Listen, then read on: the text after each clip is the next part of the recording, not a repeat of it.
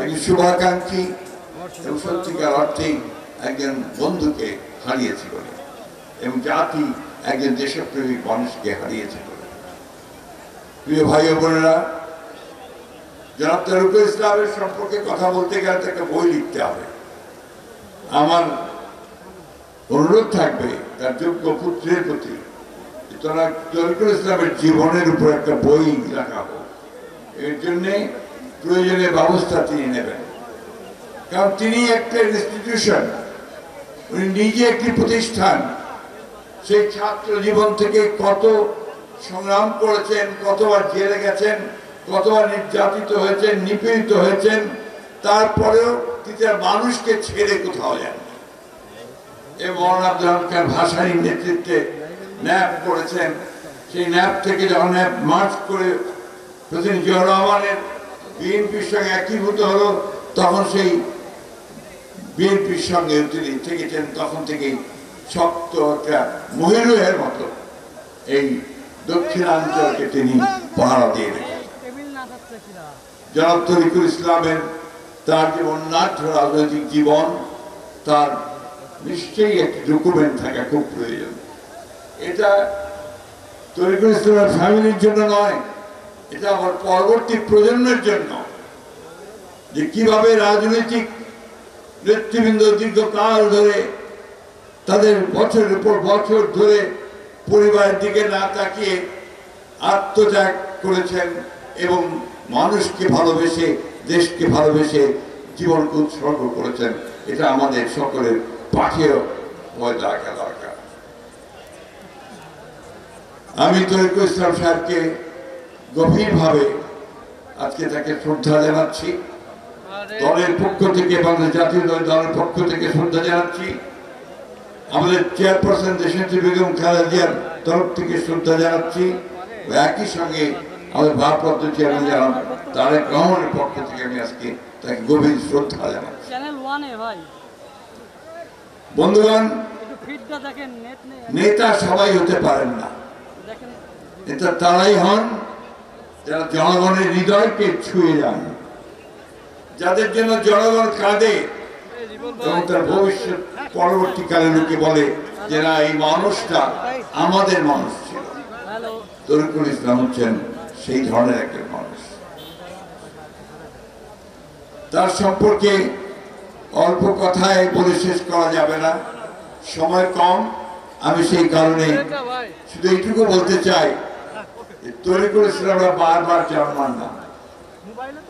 ইনারা ক্ষণজন্ম রাজনৈতিক নেতৃত্ব।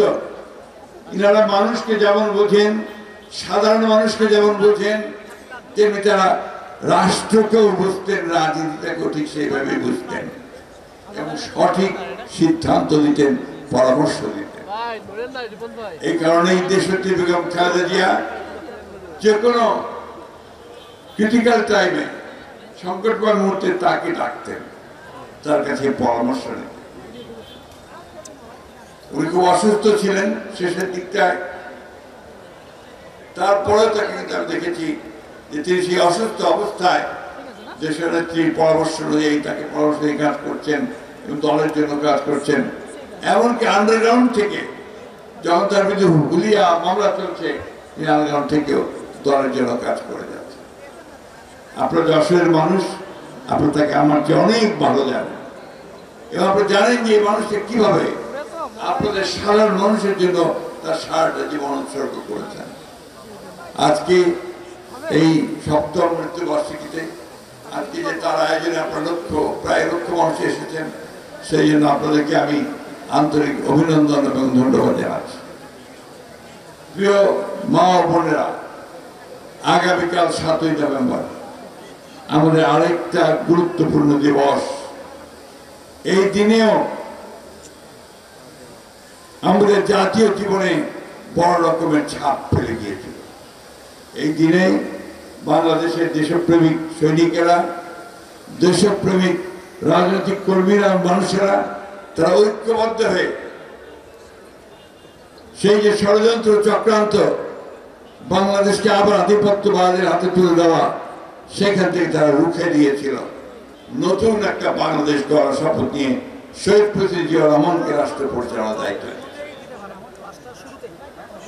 আমরা আশা করব এই দিনটি আমরা যারা বাংলাদেশের স্বাধীনতা বিশ্বাস করি, সার্বভৌমত্ব বিশ্বাস করি, আমরা যারা বাংলাদেশকে শহীদ প্রেসিডেন্ট জিয়াউর রহমানের বাংলাদেশের জাতীয়তাবাদের দর্শনের উপর ভিত্তি করে সমৃদ্ধ হয়ে উঠতে দেখতে চাই, তারা এই দিনটিকে আমরা অত্যন্ত মর্যাদার সঙ্গে গুরুত্ব সহকারে পালন করব এবং আরেকবার শপথ নেব যে আমরা বাংলাদেশে কোনো আধিপত্যবাদের প্রভাব এখানে আমরা বিস্তার করতে দেব না। আমরা শপথ নেব যে বাংলাদেশের নিজের পায়ের উপর দাঁড়িয়ে একটা সমৃদ্ধ বাংলাদেশে পরিণত করব। আমরা শপথ নেব যে গণতন্ত্রকে আমরা আর কখনো হরণ করে নিয়ে যেতে দেব না, মানুষের অধিকারকে হরণ করে নিয়ে যেতে দেব না। এই বিষয়গুলো আমাদের মনে রাখতে হবে। কিন্তু বন্ধুগণ, বাংলাদেশে সবসময় কিছু মানুষ থাকে, মহল থাকে, শক্তি থাকে, যারা বাংলাদেশকে সবসময় ডিস্টেবিলাইজ, অস্থিতিশীল করে দিতে চায়। আজকে আপনারা নিশ্চয়ই লক্ষ্য করেছেন যে এত বড় একটা গণঅভ্যুত্থান, ছাত্র গণঅভ্যুত্থান সংঘটিত হলো, চাষিরা পালিয়ে যেতে বাধ্য হলো এবং গণতন্ত্রে ফিরে যাওয়ার, গণতন্ত্রকে রিস্টোর করবার, তাকে আবার শক্তিশালী করবার একটা সুযোগ সৃষ্টি হলো। তখন আবার কিছু সংকট রাজনৈতিক মহল তারা আজকে অযথা, অন্যায়ভাবে, অপ্রয়োজনীয়ভাবে দেশে একটা গোলযোগ সৃষ্টি করবার পায়তারা করছেন। আমাদের ডক্টর ইউনূস, প্রফেসর ইউনূস, আপনারা সবাই তাকে জানেন, চেনেন, অত্যন্ত পণ্ডিত ব্যক্তি, বিদ্বান ব্যক্তি, সারা পৃথিবী জুড়ে তার সুনাম। তার সরকার এখন এখানে আছে, অন্তর্বর্তী সরকার। আমরা স্বাগত জানিয়েছি এই জন্য তিনি একজন নোবেল বিজয়ী এবং অত্যন্ত ভালো মানুষ, সবাই পৃথিবী তাকে ভালো যেভাবে জানে। তিনি এই দেশকে সত্যিকার অর্থেই একটা গণতন্ত্রে ফিরে যাওয়ার পথটাকে সুগম করবেন, একটা নির্বাচনের মাধ্যমে, সকলের গ্রহণযোগ্য একটা নির্বাচনের মাধ্যমে গণতন্ত্রে ফিরে যাওয়ার পথটাকে তিনি পরিষ্কার করবেন। দুর্ভাগ্যের সঙ্গে আমরা লক্ষ্য করলাম যে তিনি বাংলাদেশের রাষ্ট্রের কাঠামো পরিবর্তনের জন্য 2016 সালে দেশনেত্রী বেগম খালেদা জিয়া যে ভিশন 2030 দিয়েছিলেন এবং আমাদের নেতা যারা তারেক রহমান 2021 সালে 31 দফা যে একটা প্রস্তাব দিয়েছিলেন রাষ্ট্র কাঠামো পরিবর্তনের, রাষ্ট্রকে গণতান্ত্রিকীকরণের, সেই আলোকে তিনি একটা গণতান্ত্রিকীকরণের লক্ষ্যে তিনি একটা কমিশন, সংস্কার কমিশন করলেন। ভালো কথা, 6টা সংস্কার কমিশন, একটা ঐক্যমত্য কমিশন, প্রায় 1 বছর ধরে তারা সেখানে আলাপ আলোচনা করেছেন, খাওয়া দাওয়া করেছেন, সবকিছু করেছেন। সব শেষে কি করলেন? এই ঐক্যমত্য কমিশন এমন একটা প্রস্তাব জাতির সামনে নিয়ে আসলো যেটা তার কিছুদিন আগেই,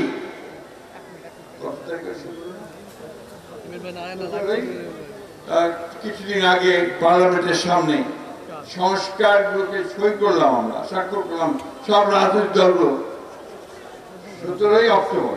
17ই অক্টোবরে সই হয়ে গেছে। আমরা যে বিষয়গুলোতে একমত হয়ে গেছি সেগুলো সই হয়ে গেছে, আমরা সবাই স্বাক্ষর করেছি। তারপরে তারা আবার নতুন নতুন প্রস্তাব নিয়ে এসছে এবং সেই যেগুলো আমরা স্বাক্ষর করেছিলাম সেই প্রস্তাবগুলো ভিন্নভাবে উপস্থাপন করেছে। আমরা বলেছি যে এই ঐক্যমত্য কমিশন সঠিক কাজটি করেনি। আমরা বলেছি যে আমরা যেটা চেয়েছিলাম, যেটা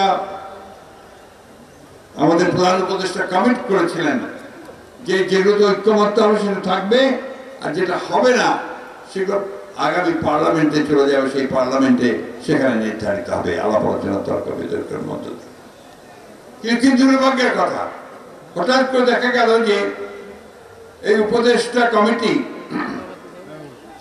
তারা একটা উপদেষ্টা মণ্ডলীর সভা করলেন।